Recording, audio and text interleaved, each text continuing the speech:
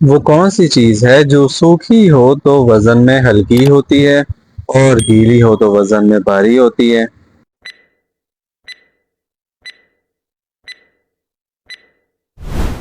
Sponge. اگر سبز گھر لال اینٹوں سے بنتا ہو تو لال گھر کن اینٹوں سے بنے گا؟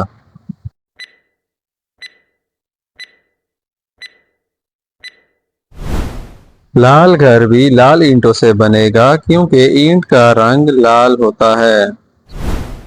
وہ کون سی چیز ہے جو دائیں ہاتھ سے چھو سکتے ہو مگر بائیں ہاتھ سے نہیں؟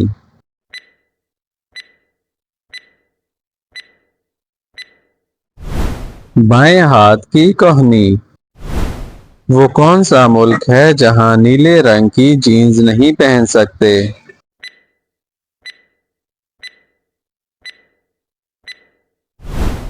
North Korea.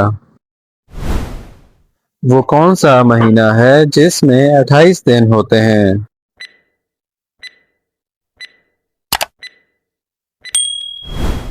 فروری۔